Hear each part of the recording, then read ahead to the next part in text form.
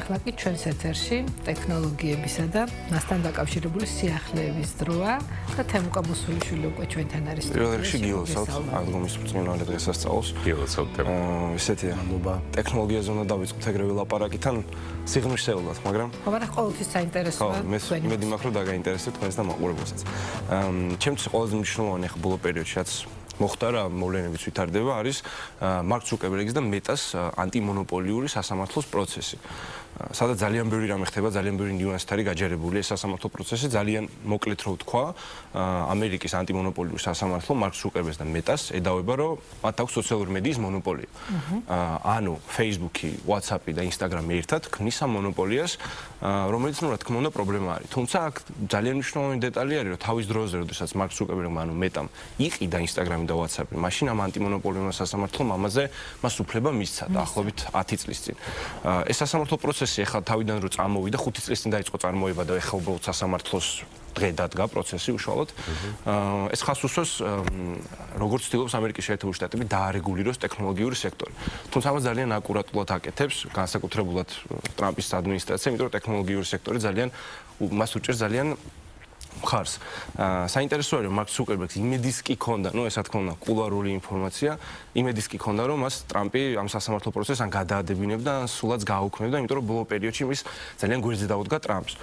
თუმცა ეს ასე არ მოხდა და ესეც კულუარული ინფორმაცია მას ახსენებენ რომ ტრამპს გაახსენეს როგორ დაბლოკა მან ტრამპის აკაუნტი მარკ ცუკერბერგმა ამერიკის შეერთებული შტატების ბოლო პოლიტიკური მოვლენების დროს. მისი რადი ურთიერთობებიდან გამომდინარე იღებს ამხელა დონის გადაწყვეტილებებს შეიძლება. ნუ ტრამპი ესეთი ფიგურა არის, ხო, ვერიტყვი, როგორც ჩანს კი. მაგრამ შეიძლება გააუქმოს. რა თქმა უნდა.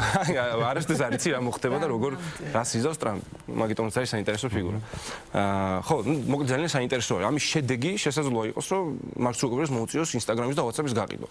შედეგზე ლაპარაკი ჯერ ძალიან ადრეა. როგორ ფიქრობ, რომ მოუწიოს აი ამის გაკეთება, ეს გაზდის ინოვაციებს დავუშვათ? ის როგორ არის, ზოგადად ტექნოლოგიურ სამყაროში ეგეთი გამოთქმასავით არის, რომ რეგულაცია ინოვაციას არასოდეს არ გაზდის, ანუ რაც უფრო მეტად დაარეგულირებ, პირიქით უფრო მეტად მოკლავ ინოვაციას.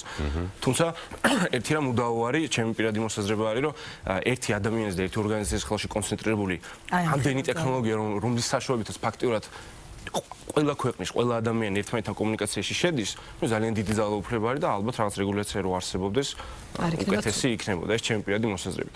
და ტექნოლოგიური ჟურნალი The Verge-ის რედაქტორის მეხმარება, რომელმაც მეთანხმება უკაცრავად, რომელმაც დაწერა ეს სტატია, რომ ძალიან დიდი ძალაუფლება, ძალიან კონცენტრირებულად არის ასე. მე მგონია, რომ თავიდან ვერ გათვალეს რა მასშტაბთან იქნებოდა ეს ყველაფერი დამოკიდებული და ეხა უკვე როცა მიხვდნენ ამას და თვალხილულია, ეს ძალიან ალბათ ამან ძალიან ზუსტი რაღაცა თქვით, იმიტომ რომ ამას ამბობს მარკ ცუკერბერგი თვითონაც, რომ ჩვენ თავიდან ამას რო ყიდულობდით, ეს არ იყო ბიზნეს გადაწყვეტილება იყო, რომ გჭირდებოდა ის ტექნოლოგია, რაც Instagram-ს და WhatsApp-ს ქონდა და აქედან გამომდინარე შევისყიდეთ, ანუ გათვლა არ იყო, რომ ჩვენ კონტროლი დაგვეწესებინა პირობითად კომუნიკაციაზე და ერთპიროვნულად. მაგრამ რამდენიმე ათეულ მილიონს მაინც არავინ არაფერში არ ჩადებს, სადაც არ იცის, რას მოიტანს ეს ყველაფერი. მოდი. შეიძლება იცოდნენ, მაგრამ ამ ხელა მივაქციოთ ყურადღება. არ ვიცი. ну ეს ისეთი ჩვენ შეგვიძლია თუმცა დარწმუნებული ვარ მათ რაღაცა მომენტად იცოდე. შემდეგი თემა არის ასევე ძალიან საინტერესო თემა ჩინურ ხელოვნურ ინტელექტზე. ზოგადად ჩინური ტექნოლოგიები და ჩინური ხელოვნური ინტელექტი და ზოგადად ხელოვნური ინტელექტი ძალიან საინტერესო თემა არის ჩემ გულთან ძალიან დამტკივნეული. აი კრძალოს ხელოვნური ინტელექტი. ესე იგი, ამერიკელებმა იმის შემდეგ რაც DeepSeek-ი, ჩინური ხელოვნური ინტელექტის მოდული, რომელიც ერთ-ერთი იგივე არის რაც ChatGPT, ანუ კითხვას რო დაუსმევ, ის გიპასუხებს, შეუძლია ფოტო გაგიკეთო, ძალიან მარტივად რო თქვა. ჩინურად გპასუხობს. როგორ? ჩინურად გპასუხობს. არა, ინგლისურად უკაცრავად, თუმცა მას აქვს ჩინური ბაზა, რაც კიდე ცალკე თემა არის და ძალიან საინტერესო არის. ამერიკელებს ძალიან შეაშინათ ამ ჩინურმა ხელოვნურმა ინტელექტმა, იმიტომ რომ ფაქტობრივად ერთ დღეში 1 ტრილიონი დოლარი დაკარგა ამერიკის ტექნოლოგიურმა ბაზარმა იმის ფონზე, რომ ჩინელებმა ეს ხელოვნური ინტელექტი გამოუშვეს. და რატომ არის ეს აღსანიშნავი? იმიტომ რომ ბევრად უფრო იაფად გააკეთეს, ვიდრე ამას აკეთებდნენ ამერიკელები. თუ მათ პირობითად უჯდებოდათ 10 ლარი, ჩინელებს დაუჯდათ ლარი. და დაგვიანებული ხო არ იყო ამერიკის მხრიდან ეს ჩინეთზე ზეწოლა AI ტექნოლოგიების გარკვეულწილად ალბათ დაგვიანებული არის, თუმცა ამერიკელები დიდი ხანია ამ თემის გარშემო ტრიალებენ, ხან რაღაც სექტორს დაადეს, ერთ სექტორს დაადეს სანქცია, მეორე სექტორს დაადეს სანქცია, თუმცა ეს სანქციები რამდენად ისე მუშაობს, როგორც მათ უნდათ ხოლმე, ეს კიდე ძალიან დიდი კითხვა არის, ალბათ ანალიტიკოსები უკეთესად განიხილავენ. როგორც მათთვის ამერიკელებს თუ ჩინელებს? ამერიკელებს, იმიტომ რომ ასეთ სანქცია დაადეს ჩინელებს, ის თვითონ დაიწყეს წარმოება, ჩიპებზე სანქცია დაადეს, ჩინელებმა საკუთარი ჩიპების კეთება დაიწყეს.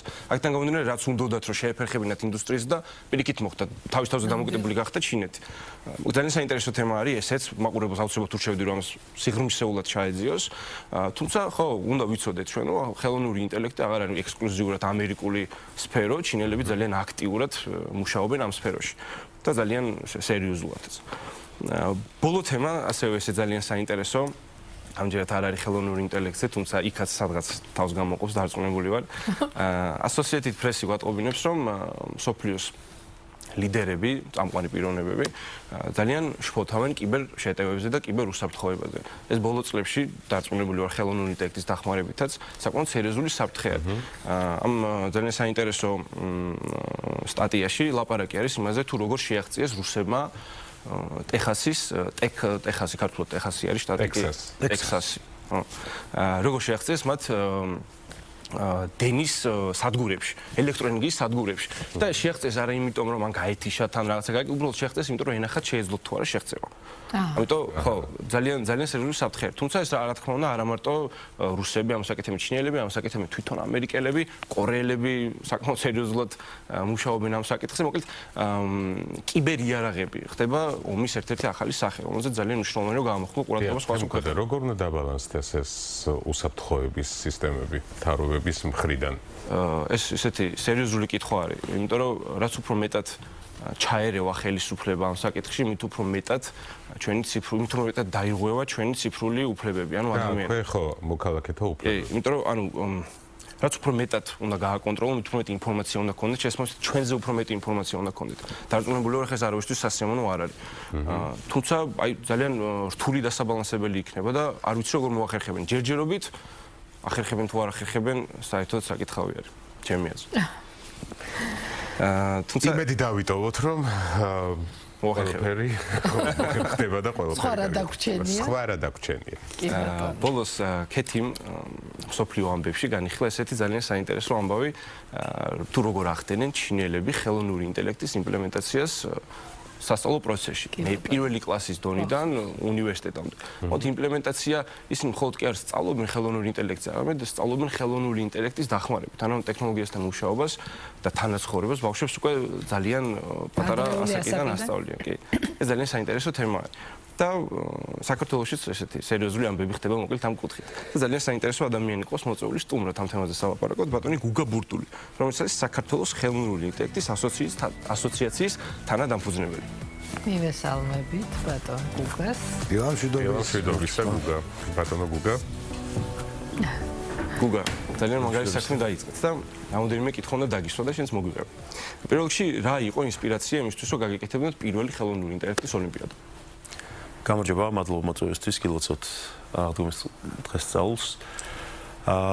ინსპირაცია იყო ის, რომ ხელოვნური ინტელექტი დღეს არის ყველაზე, ასე ვთქვათ, hot topic, როგორც ვეძახით მსოფლიოში და შარშან დაიწყო საერთაშორისო ოლიმპიადა ამ მიმართულებით. ისევე როგორც მათემატიკასა და ინფორმატიკაში იყო აქამდე საერთაშორისო ოლიმპიადები, ახლა დაიწყეს უკვე ჩატარება ხელოვნურ ინტელექტშიც და გაია არის საქართველოში, ასე ვთქვათ, საქართველოს ნაკრების, ეროვნული ნაკრების წარმდგენი და შარშან ვერ მოესწროს, იმიტომ რომ ჩვენც ახალი ორგანიზაცია ვართ, წელიწადზე ცოტა მეტი არის რაც დავფუძნდით და შესაბამისად შარშან დავიწყეთ უკვე მომზადება მომავალი წლისთვის, ანუ წლევანდელი წლისთვის. წელს გვეყოლება პირველად ხელოვნური ინტელექტის საერთაშორისო ოლიმპიადაზე ეროვნული ნაკრები.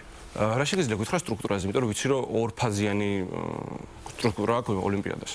პირველი საქართველოში ტარდება და მე მიდინ ჩინეთში თუ არ მეშ. კი ბატონო, საქართველოშიც ორი ეტაპი არის, პრინციპში პირველ ეტაპზე გადაიჩევა, ასე ვთქვათ, რაღაცა საუკეთესო ხულების მქონე მოსწავლეები, შემდეგ უკვე იქნება ნაკრების შესარჩევი. ნაკრებში 4 ადამიანი არის და ორი ეროვნული ნაკრების გაშვების უფლება გვაქვს ჩვენ. შესაბამისად, შემდეგ 2-დან 9 აგვისტომდე არის უკვე ჩინეთში, პეკინში ეს ოლიმპიადა და აქედან არჩეული სტუდენტები გაემგზავრებიან. რამდენი ადამიანი წავა პეკინში? პეკინში ორი გუნდი არის 4 ადამიანისგან შემდგარი თავისი მენტორით, თითო მენტორი ეყოლებათ. თქვენ აქტიურად თანამშრომლობთ TBC-სთან და JIPA-სთან და მაინტერესებს აი JITA-ს რა როლი აქვს ამ პროცესებში? საქართველოს ინოვაციების და ტექნოლოგიების კი ბატონო, TBC-ც და JITA-ც ორი აქედანვე გამოვიყენება ეთერს და მადლობას გადავუხდი მათ. TBC და JITA იქნებიან წარმდგენები ეროვნული ოლიმპიადისაც საქართველოში და შემდგომ უკვე ნაკრების წარმდგენები ოლიმპიადაზე. ისინი გვეხმარებიან ასევე როგორც ფინანსურად, ასევე რაღაცა ასე ვთქვათ, ვიდეო რგოლების ნაწილშიც, თვითონ რაღაც უზრუნველყოფის ნაწილშიც და ასე ვთქვათ, საშუალებას გვაძლევენ, რომ ჩვენ ვიმუშაოთ ამ ბავშვებთან და შევძლოთ საქართველოს ღირსეულოდ წარდგენა ოლიმპიადაზე. ბავშვებთან მუშაობა საკმაოდ სპეციფიური საკითხია და მაინტერესებს აი ამ საკითხზე როგორ ზრუნავთ. ვიცი რომ სკოლებთან თანამშრომლობთ, ვიცი რომ ონლაინ კურსებსაც აკეთებთ. რამ ხელები არიან ეს ბავშვები? რამ ხელები საინტერესო კითხვა არის და რამდენად არის მათი მხრიდან გამოხმაურება, რამდენად არის ინტერესი ბავშვების მხრიდან ხელოვნური ინტელექტის მიმართ. დარწმუნებული რომ არის, თუმცა შენც მაინც მოგვიყვება. კი ბატონო, მოკლედ ინტერესი ძალიან დიდია. ჯერჯერობით ჩვენ გაიას ფარგლებში ასე ვაკეთებთ არის რომ კომაროვთან და ასევე სხვა ტექნიკურ სკოლებთანაც თანამშრომლობთ და გვინდა რომ ეს თვალსაწერი ასე ვთქვათ გავაფართოვოთ და არა მხოლოდ ტექნიკურ სკოლებთან, არამედ ყველასთან ვითანამშრომლოთ. ეს კურსი რაც აღნიშნე ახლა ჩატარდა ასე ვთქვათ პირველად კურსი რომელიც არის ოლიმპიადისთვის მოსამზადებელი კურსი და არის ყველასთვის ასე ვთქვათ ხელმისაწვდომი და იქნება პაბლიკაც დადებული. თუ ვინმე ახლა ვერ მოასწრო ეს კურსი არ არის ერთჯერადი, ყოველწლიურად იქნება, ყოველ წელს იქნება ამ კურსის გავლის საშუალება. საშუალება? კი, წელიწადში ერთხელ იქნება საკმაოდ ესეთი ინტენსიური დიდი კურსია, რომელიც ასე ვთქვათ მოამზადებს რამდენ თვიანია ბავშვებს. ეხლა თუ სწორად მახსოვს 4 თვიანი იყო, მაგრამ მოკლედ ეს დრო არის იმასთან დამოკიდებული, როგორც ალბათ ცოტა უფრო ადრე რო დაიწყება დაგეგმა, კიდე შეიძლება უფრო დიდ ხანს იყოს გაგრძელებული, იმიტომ რომ ამ ოლიმპიადას საკმაოდ ინტენსიური მომზადება ჭირდება და ჩვენ ასე ვთქვათ გაიას ფარგლებში გვინდა რომ ვიყოთ ამ ყველაფრის მადრაევებელი ორგანიზაცია, რომელიც ასე ვთქვათ არა მარტო როგორც აღნიშნე ტექნიკურ სკოლებში, არამედ მთლიანად საქართველოში გვინდა რომ მოვიცვათ ყველა სკოლის ბავშვებს მიწეს საშუალება. ასაკი არა გვაქვს ესეთ შეზღუდული, უბრალოდ ეს ოლიმპიადა ასე ვთქვათ არის სასკოლო ოლიმპიადა, შესაბამისად ძირითადად არიან ხოლმე მე-9 კლასიდან ზემოთ ბავშვები, მაგრამ შეზღუდული ესეთ არ არის კონკრეტულად. გუგა, მაინტერესებს გარკვეულწილად კი ლაპარაკეთ, თუმცა სამომავლოდ თქვენ ორგანიზაციას რა გეგმები აქვს, სამმართველები და ასევე მაინტერესებს შეძლებს თუ არა საქართველოს გლობალურ ხელოვნური ინტელექტის ეკოსისტემაში თავის დამკვიდრება, საერთოდ რეალურად მიგაჩნია თუ არა ეს საინტერესოა. კი ბატონო, ჩვენი გაიას როლზე ერთ-ერთ გეტყვით, რომ ჩემ პირადად ამ ყველაფერს ჩართულობა და ჩემი მეგობრების რომლებიც ასე ვთქვათ არიან თანადამფუძნებლები არის ის რომ პირველ რიგში გაიზარდოს ასე ვთქვათ AI-ზე ცოდნა საქართველოში და ხელმისაწვდომი გავხადოთ ყველასთვის, იმიტომ რომ ამის გარეშე უბრალოდ დღესდღეობით განვითარება შეუძლებელი არის და გვინდა რომ შევიტანოთ წვლილი მაგაში და ასე ვთქვათ კონდეს კომუნიტის როლი პირველ რიგში და იმის როლი რომ ასე ვთქვათ ყველას მივაწვდეთ ხმა მთელ საქართველოში, მათ შორის რეგიონებშიც. შექმნათ სივრცე, სადაც ადამიანები დაუმატებელად იქნება საშუალება იმისა, რომ ხელოვნური ინტელექტზე მეტი შეიტყო, რაღაცა ჩავატაროთ ესეთი ტიპის ეროვნული ოლიმპიადებიც და შევძლოთ, რომ საქართველოს სახელი ისევე როგორც მათემატიკაში და ინფორმატიკაში საკმაოდ წარმატებულები ვართ, საქართველოს კი ხშირად ოქროს მედლებიც გვაქვს ხოლმე, რაც ძალიან დიდი შედეგი ესეთ პატარა ქვეყნისთვის, გვინდა რომ ხელოვნურ ინტელექტშიც მივიდეთ მაგ დონემდე, რომ შევძლოთ თავის დამკვიდრება. მე მაგ შენთან ახლა ცოტა ესეთი სიღრმისეული კითხვა. რაზეც უმეფიქრება დარწმუნებული ვარ თქვენც. ხელოვნური ინტელექტის იმპლემენტაცია საგანმანათლებლო პროცესში უდაოდ მნიშვნელოვანი არის და საინტერესო არის და მომავალი არის პირდაპირ. ფაქტია რომ არის, ხო? კი, ხო, მოგწონს არ მოგწონს ესე. თუმცა რამდენად ხელს შეუწყობს, უпростоეთ, რამდენად შესაძლებელი არის რომ სტუდენტები, განსაკუთრებით პატარა ბავშვები, გააზარმაცოს ხელოვნურმა ინტელექტმა, ანუ ზედმეტად დამოკიდებული გახდნენ ამ ტექნოლოგიაზე. და საერთოდ შეიძლება არც კონდეს ეგ ეფექტი. აი არ ვიცი, შენ როგორი გამოცდილება გაქვს ამ საკითხთან დაკავშირებით.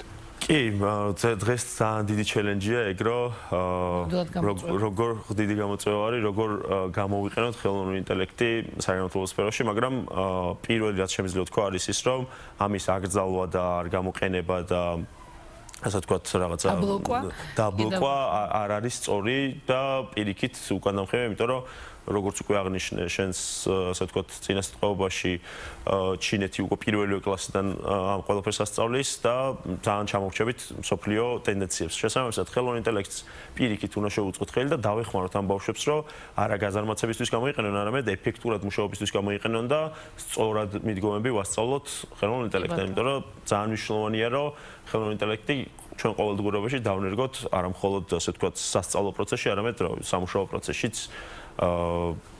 კომპანიებმა. შენ რას ფიქრობ, უნდა მივიბაძოთ ჩინეთს და დავიწყოთ უფრო ინტენსიური იმპლემენტაცია ხელოვნური ინტელექტის სწავლების და თუნდაც ხელოვნური ინტელექტის გამოყენების სასწავლო პროცესში?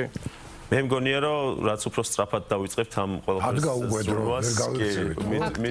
მით უფრო წინ წავალთ ჩინეთი ყველაფერში მისაბაძი ქვეყანა არ არის ხოლმე მაგრამ საგანმანათლებლო ნაწილში ნამდვილად არის მისაბაძი და ჩემი აზრით კარგი იქნება თუ მალევე ჩვენ ეგრე მარტივად ალბათ ვერ აუგებთ ალღოს იმიტომ რომ რაღაცა ტექნოლოგიური ნაწილიც გვჭირდება მაგრამ რაც უფრო მალე დავიწყებთ ამაზე ზრუნვას მით უფრო ერთი კითხვა მაქვს პრაქტიკული აი ბავშვს რომელსაც აი აინტერესებს ახლა გვისმენს ჩვენ და უნდა აი როგორ უნდა გიპოვნოთ თქვენ? სად უნდა გიპოვნონ რა სივრცეში და როგორ? კი, სოციალურ ქსელშიც არის გაია არის საქართველოს ხელოვნური ინტელექტის ასოციაცია, შეგვიძლია ნახოს და მოიწეროს, არის სხვადასხვა კურსები ხოლმე, სხვადასხვა ღონისძიებები, ასევე ვატარებთ ხოლმე რაღაც მოწვეულ სტუმრები გვყავს ხოლმე სხვადასხვა ქვეყნიდან მათ შორის და შეუძლია რომ გაწერიანდეს გაიაში არის სარეგისტრაციო ფორმაც და ჩვენ ასე ვთქვათ, გაიას წევრებს ყოველთვის საინფორმაციო იმეილებსაც უგზავნით ხოლმე და ვატყობინებთ, რომ ეს თუ ის ღონისძიება ტარდება. ფინანსურად რასთან არის დაკავშირებული ეს? გაიაში გაწერიანება სრულად უფასოა, ჩვენ არა ვართ კომერციული ორგანიზაცია და ყველა ეს წევრი, ვინც ასე ვთქვათ, ამის თანადამოწმებელი ვართ თუ ასე ვთქვათ, ამაში ვიღებთ მონაწილეობას, ვიღებთ იმის გამო, რომ გვინდა კონდეს ჩვენი კომუნიტი და გვინდა საქართველოში ხელი შეუწყოთ ხელოვნური ინტელექტის განვითარებას. ამიტომ ეს ყველაფერი და მათ შორის კურსიც და სხვადასხვა ღონისძიებებიც არის ხოლმე სრულად უფასო და გვეხმარებიან ჩვენი სპონსორები ამ ნაწილში, რომ ძალიან საინტერესო. გავედით ბოლოსკენ და ბოლოს ბავშვებს მიეცი რჩევა და ჩვენც მოგვეცი რჩევა ხელოვნური ინტელექტთან დაკავშირებით. ჩვენ ნამდვილად გვჭირდება. დამაიმედებიან. ხო, ანუ მე ხელოვნურ ინტელექტს სულ შიში აქვს ხოლმე, რომ აი რაღაც ჩაგვანაცვლებს, სამსახურს წაგვართმევს ამ შემდეგ და ჩემი მიდგომა ეგეთია რა, როგორც ადრე იყო ინტერნეტის შემოსვლა, რომ ინტერნეტმა კი არ გააუქმა რაღაც პროფესიები, არამედ სახე უცვალა და მოდიფიკაცია გაუკეთა, ან ახალი შექმნა. ესეთი რამე არის ხელოვნურ ინტელექტიც რა, ჩვენ ყველას უნდა შეგვეძლოს ხელოვნურ ინტელექტის ჩვენ საქმეებთან დაკავშირება და გამოყენება ეფექტურად, მაგრამ რავი, არ უნდა შეგვეშინდეს ჩემი აზრით იმის, რომ ჩაგვანაცვლებს ან რაღაცა რამე პროფესიებს გაუქმეს პირიქით მოდერნიზებას გაუკეთებს რა და ჩვენ უბრალოდ ფეხი უნდა ავუწყოთ ამ პროგრესს რომ არ ჩამოვრჩეთ და უბრალოდ ჩვენ პროფესიაში არ გავხდეთ ასე ვთქვათ უკან არ დავიხოთ ჩვენ აუცილებელი იქნება ამ ტექნოლოგიის ათვისება იმისთვის რომ კი ჩემი აზრით ყველა სფეროში უკლებილო გუგა, დიდი მადლობა. ძალიან კითხვები თუ არ დავშათ, ხოლმე მწონიერ ძალიან საინტერესოდ ისაუბროთ. დიდი მადლობა. ძალიან დიდი მადლობა. წარმატებებს გისურვებთ. თემუქამოსულ შვილს ჩვენი გადაცემის მაყურებელი, რა თქმა უნდა, შემდეგ სამშაბათს შეხვდება.